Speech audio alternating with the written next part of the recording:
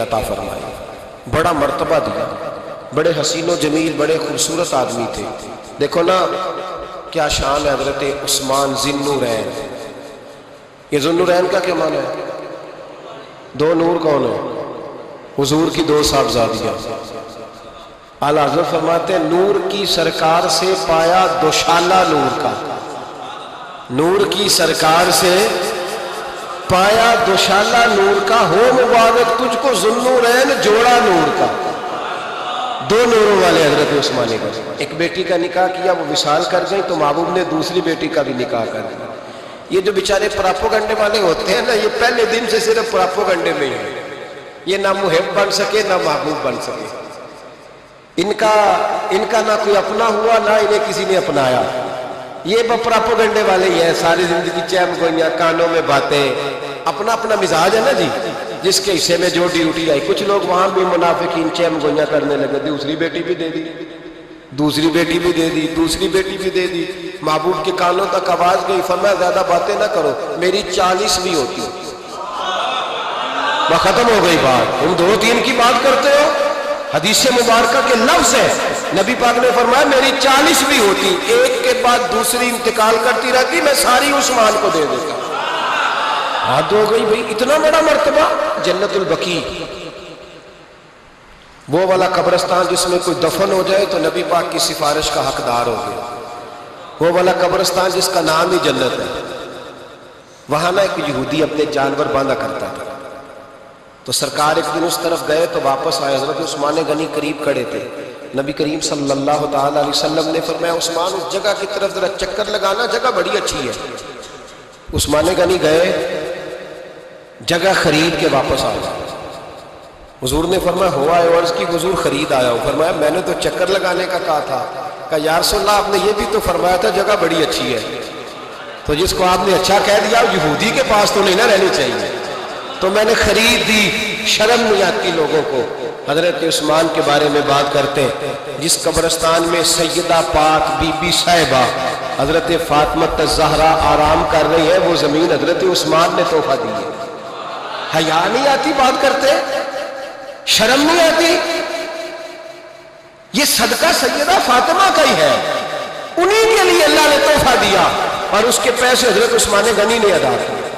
پھر اس قبرستان میں سیدہ پاک نے آرام کیا، پھر اسی قبرستان میں عثمان ابن مسعود نے آرام کیا، پھر اسی قبرستان میں حضرت حلیمہ سعدیہ لیٹی ہوئی ہے، اسی قبرستان کے اندر نبی پاک کی زوجہ سیدہ عائشہ آرام کرتی ہے، پھر اسی زمین پر میرے محبوب کے پیارے نواسے امام حسن آرام فرما۔ حضرت عثمان غنی رضی اللہ تعالیٰ عنہ کے بارے میں بات کرتے تیری زبان نہیں کانپتی؟ ان کو بات کرتا ہے جن کے تحفے اہل بیت نبوت نے قبول فرمائے، اور وہاں آرام کرنا انہوں نے پسند کیا، اتنا بڑا جرت بند ہو گیا تو۔ حضرت سیدنا عثمان غنی رضی اللہ تعالیٰ عنہ سخاوت کی تو کمال کر دیا حضرت عثمان غنی، اور پھر ضرورت سے زیادہ پیسے دے کے وہ کنویں کی بات بڑی معروف ہے، میں نے بس اشارہ کرنا ہے۔ نبی پاک نے بھی اعلان کیا تو بڑا ہی اعلان کر دیا، فرمایا وہ میٹھے پانی کا کنواں ہے، قبضہ یہودی کا ہے، جو بندہ خرید کر وقف کرے گا نا اسے کیا ملے گا؟ تو حضور نے فرمایا میری جیب میں جنت کی ٹکٹ ہے، میں اسے جنت دے دینی۔ یہ ہے عرض جنت، یہ طیبہ کی زمین ہے، جنت بھی یہی، مال کے جنت بھی یہی ہے، جنت لے لے مجھ سے، لے لے۔ حضرت عثمان غنی گئے، اس کو کہا بھئی کنواں میرے ہاتھ بیچ دے۔ کنویں کی قیمت تھی 500-700 دینار، تو حضرت عثمان 500-600 دینار کل کنویں کی قیمت تھی۔ جناب عثمان غنی گئے، یہودی کو پتا تھا کہ یہ خریدنا چاہتے ہیں، فرمایا یار یہ کنواں بیچ دو۔ کہنے لگا نہیں بیچنا۔ فرمایا قیمت منہ مانگی۔ کہنے لگا قیمت میری مرضی کی؟ تمہاری مرضی کی، اپنی اپنی اوقات ہوتی ہے نا قیمت لگانے کی، تمہاری مرضی کی۔ کہنے لگا میری شرط ہے میں ایک دن کے لیے کنواں دوں گا، ایک دن میں ایک دن آپ۔ فرمایا یہ بھی منظور ہے۔ کتنے پیسے؟ اس نے کہا میں 3000 دینار لوں گا، 500-600 کا۔ حضرت عثمان غنی فرمانے لگے تو نے اپنی اوقات کے مطابق 3000 مانگا ہے، میں 40,000 لے کے آیا، اپنی اوقات کے مطابق مانگا، 40,000 دینار میری جیب میں۔ یہودی کہنے لگا عثمان تو تاجر ہے، اور عام تاجر نہیں، عالمی سطح کا تاجر ہے، لوگ تیری تجارت کی مثالیں عرب میں دیتے ہیں، پر 500-600 کا کنواں 40,000. فرمانے لگے مسئلہ کنویں کا نہیں، مسئلہ مصطفیٰ کے فرمان کا ہے. وہ جو حضور کا فرمان پورا کرنا ہے نا، اس کے لیے 40,000 تھوڑے ہیں. میرے پاس تھے ہی اتنے جو لے کے آیا ہوں. حضرت عثمان نے پیسے چکائے، اس نے کہا ایک دن پانی ملے گا، فرمایا منظور ہے.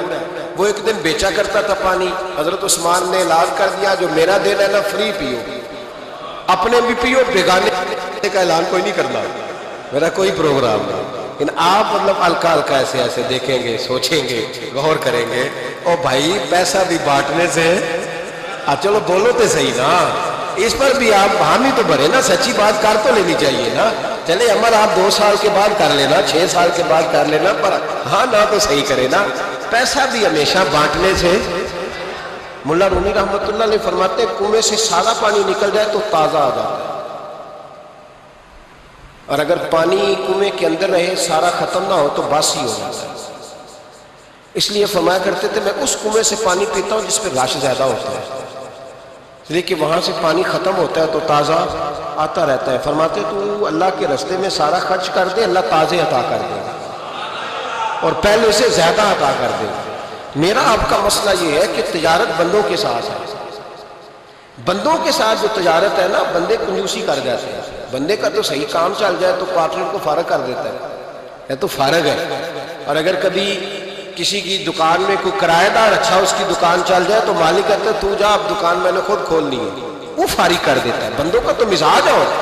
اللہ تبارک و تعالیٰ سے جب تجارت ہوتی ہے نا، میں نے ایسے لوگ دیکھے جن کے گھروں میں لاکھوں روپیہ ماہانہ آتا ہے، غربت نہیں جاتی. ان کو سوچنا چاہیے کہ کثرت والا پیسہ آیا ہے پر برکت والا نہیں آیا. حضرت عثمان غنی رضی اللہ تعالیٰ عنہ فرماتے ہیں کہ میں نے پہلے بھی میں بڑا تاجر تھا، لیکن جب سے مصطفیٰ کے نام پر خرچ کرنا شروع کیا، پھر کہاں کہاں سے آیا کب. اور بڑی سیانی بات فرماتے ہیں، آپ فرماتے ہیں میں کلمہ پڑھنے سے پہلے تجارت کو وقت زیادہ دیتا تھا، اور مسلمانوں ہونے کے بعد میں نے تجارت کو ٹائم تھوڑا دیا، پر اللہ نے روزی مجھے زیادہ عطا فرمائی. اس لیے برکت پر ہماری توجہ نہیں رہی، غیبی خزانوں پر خیال ہم نے چھوڑ دیا. غیبی خزانوں سے جو چیز ملتی ہے وہ زیادہ ملتی ہے، جو مادی ذرائع سے ملتی ہے وہ چیز کم ہوتی ہے. حضرت عثمان غنی پر الزام لگا جب آپ کا دور حکومت تھا. یہ یاد رکھیں کہ سب سے زیادہ الزامات حضرت عثمان غنی پہ لگائے گئے. جن بندوں کے قد کاٹ زیادہ ہوتے ہیں ان کے خلاف پراپوگنڈے بھی لمبے چوڑے ہی ہوتے ہیں. بڑی بڑی بات یاد رکھیں. کہا گیا کہ حضرت عثمان لوگوں کو نوازتے بڑا ہے، بڑا دیتے ہیں حضرت عثمان غنی. تو حضرت عثمان غنی فرمایا کرتے تھے حکمران تو میں آج بنا ہوں تو میں تو پہلے بھی بڑا دیتا تھا، وہ کس خزانے سے دیتا تھا؟ آپ جواب دیا کر. دیکھیں ذرا، لاکھوں لوگ حج کرنے آتے تھے، پر حضرت عثمان غنی حج کرنے جاتے تو اعلان کر دیتے کہ کوئی حاجی حج کے موقع پر آ کے کھانا نہ پکائے، سب کو کھانا عثمان غنی اپنی جیب سے دیا کرے. مینا میں لنگر کھانا ہوتا تھا حضرت عثمان غنی کا، مینا میں. فرماتے تھے کھاؤ حاجیوں جتنا کھا سکتے. اور پھر حضرت عثمان غنی کا اعلان تھا، خدام کو کہتے تھے میں آخر میں کھاؤں گا، پہلے میرے سارے آنے والے حاجیوں کو کھلایا جائے. ایک مجھ سے نا ایک دوست نے سوال پوچھا، 4-5 دن ہو گئے. کچھ سوال ایسے ہوتے ہیں جو بندے کو نا چوراہے پہ لا کے کھڑا کر دیتے ہیں، زندگی میں نہ بھولنے والے سوالات. ایک شخص نے سوال پوچھا، کہنے لگا اوکاڑے دینی اور مذہبی گھرانہ ہے، اوکاڑے سے تعلق ہے، میرے ساتھ محبت کا رشتہ ہے. کہنے لگے بیٹی کی شادی کر دی ہے راول پنڈی میں. آپ کی بھی بیٹی ہے، میری بھی بیٹی ہے. بیٹی کی شادی کر دی ہے راول پنڈی میں. اب بچی چند دن رہنے آئی ہے. پوچھنا یہ ہے کہ نماز پوری پڑے گی کہ قصر پڑے گی؟ تو میرا تو اس نے کام کر دیا، حد ہو گئی. رو رو کے برا. میں نے کہا یار تو بند کر دے فون، رات کو بتاؤں گا. کیا پوچھ لیا یار؟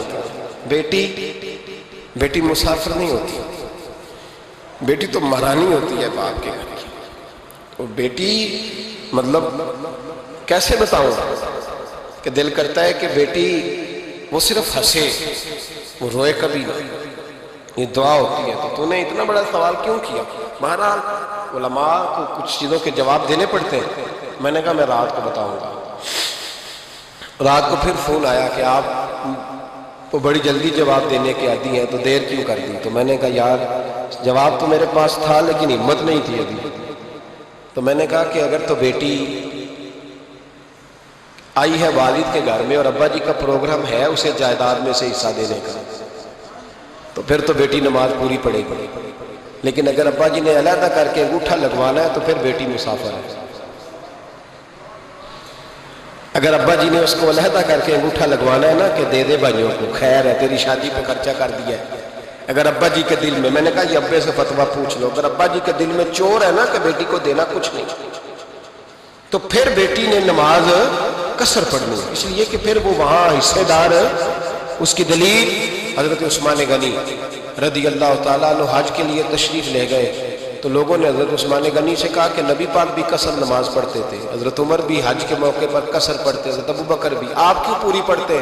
فرمایا ان کا مکے میں گھر کوئی نہیں تھا، میرے تو پورے کے پورے باغ ہیں، تو میں یہاں مسافر نہیں ہوں، میں یہاں مقیم ہوں. تو اگر تو بیٹی کا حصہ بھی ہے ابا جی کے گھر میں تو پھر وہ نماز پوری پڑے گی. لیکن اگر ابا جی نے اللہ تعالیٰ خیر فرمائے بیٹوں کے حق میں فیصلہ سنا دیا ہے اور انہوں نے بیٹی سے کہہ دیا ہے کہ چھوڑ، جو بیٹیاں حصہ لیتی ہیں ان کے بھائی نہیں ملتے تو نہ ملے بھائی، کوئی حرج نہیں. ضروری ہے ظالم بھائیوں سے رابطہ رکھنا جو کھا جائے بہنوں کا حصہ.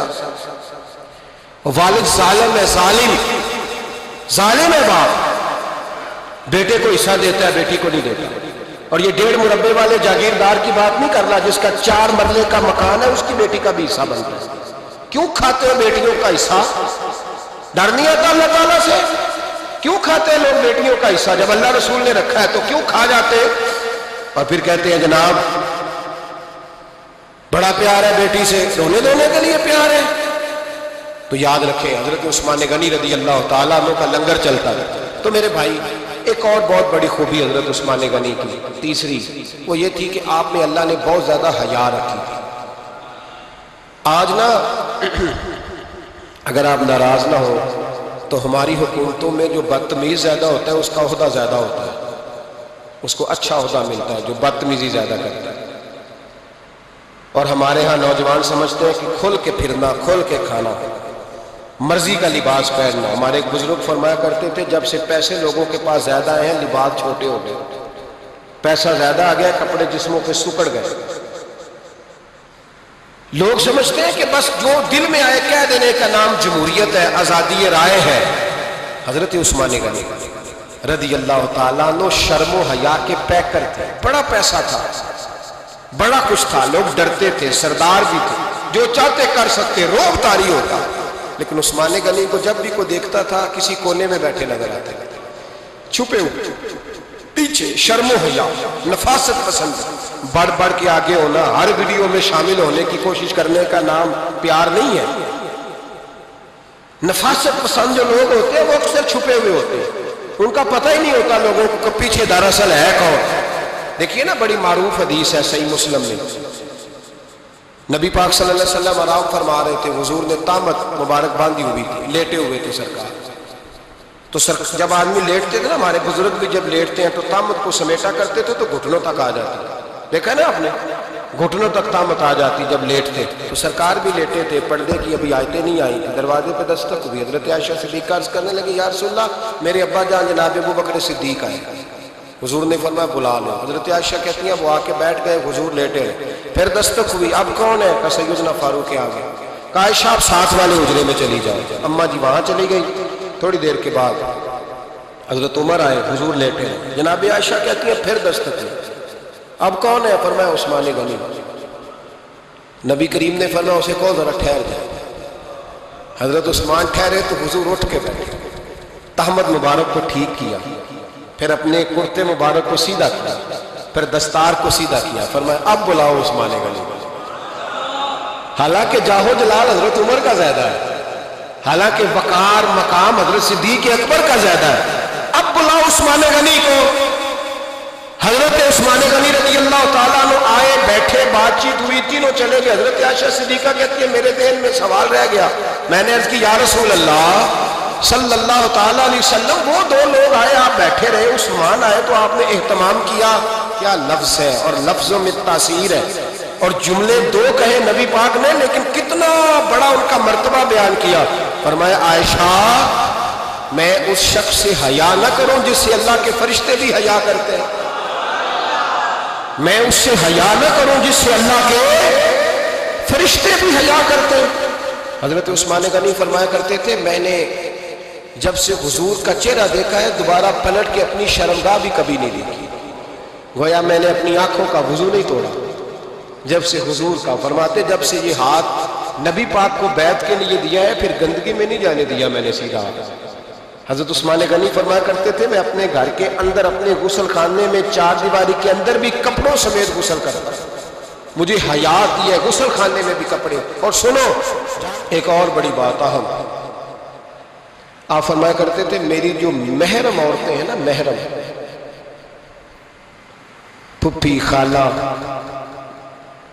میری جو محرم عورتیں ہیں، فرمایا کرتے تھے میں نے کبھی ان کے بھی چہرے آنکھ بھر کے نہیں دیکھے، ان کے بھی چہرے کبھی میں نے آنکھ بھر کے نہیں دیکھے۔ جو میری محرم عورتیں ہیں پھپھی خالہ، فرماتے تھے ان سے بھی جب بات کرتا ہوں تو میں چہرہ جھکا کے۔ ہمارے ہاں تو کزن ایک دوسرے سے سلام لیتے ہیں، لڑکیاں لڑکے کزن ایک دوسرے سے سلام لیتے ہیں۔ بچیاں آیا کرتی تھی تو میری کبھی کبھی مجھے بتایا جاتا تھا، میں نے ایک پابندی لگا دی، بچیاں جب مدرسے میں آتی تھی کہ جو دور سے بچی آئے اس کو جس آدمی کا نام لکھا ہو بتایا جائے وہی لینے آئے۔ ایک دن مجھے اطلاع دی گئی کہ آپ تھوڑی دیر آئیں، میں گھر گیا تو مجھے بتلایا گیا کہ ایک بچی ہے تو اس کو جو پہلے لینے آتا تھا وہ نہیں آیا، کوئی اور آیا۔ میں نے اس کے بھائی کو فون کیا کہ آپ لینے نہیں آئے، کہنے لگے یہ کزن ہے ہمارا، اس کے ساتھ بھیج دیں، آپ ہمارا ہی کزن ہے، خالہ زاد ہے۔ میں نے کہا یار آپ کہاں ہو؟ کہنے لگے مجھے 20-25 منٹ لگ جائیں گے۔ تو میں نے کہا ابھی کلاسیں بھی جاری ہیں تو آپ ہی آ جانا خود ہی۔ میں نے کہا سب آپ بھیج دیں، مجھے اعتبار ہے اس کو۔ میں نے اس کو ایک بات کہی جو آپ کو بھی کہتا ہوں، میں نے کہا یار تمہیں اعتبار ہے تو اللہ رسول کو اعتبار کیوں نہیں؟ انہوں نے کیوں غیر محرم بنایا؟ عجیب تماشا ہے، مجھے پھپھی ذات پہ، خالہ ذات پہ، ماموں ذات پر اعتبار ہے، نبی پاک کو کیوں نہیں؟ آپ کو زیادہ پیار ہے لوگوں سے یا نبی پاک کو امت سے زیادہ پیار ہے؟ کیا مطلب تماشا ہے؟ کیا مزاج بنا لیا میں نے اور آپ؟ نبی پاک نے ایک شخص پر اعتبار نہیں کیا، پر میں اس سے پردہ کرو، آپ نے اور میں نے کیسے کر لیا؟ نبی پاک نے خالہ ذات، پھپھی ذات، دیور پر، جیٹ پر، سالے پر، بہنوئی پر اعتبار نہیں کیا، پابندی لگا دی۔ تو نے کیسے کیا؟ تیرے دل میں زیادہ درد ہے، تو زیادہ دین کو سمجھنے لگا ہے، انسانیت زیادہ اچھل آئی ہے تیرے اندر۔ اعتبار کیا ہو؟ یاد رکھنا دنیا میں جتنے گھر تباہ ہوئے ان لوگوں کی وجہ سے نہیں ہوئے جن پر اعتبار نہیں تھا، ان کی وجہ سے ہوئے جن پر اعتبار تھا۔ گھر کا بیٹی لنکا ڈھائے، باہر والے آ کے کبھی بھی گھر میں کوئی نقب زنی نہیں کرتے، جب بھی کرتے ہیں اعتبار والے کرتے۔ میرے رسول پاک علیہ السلام کی وہ ازواج جن پر اللہ کو اتنا اعتبار ہے کہ رب کہتا ہے میرے محبوب کی بیویوں تمہاری جیسی دنیا میں دوسری ہے ہی کوئی نہیں، اللہ کو اتنا اعتبار ہے۔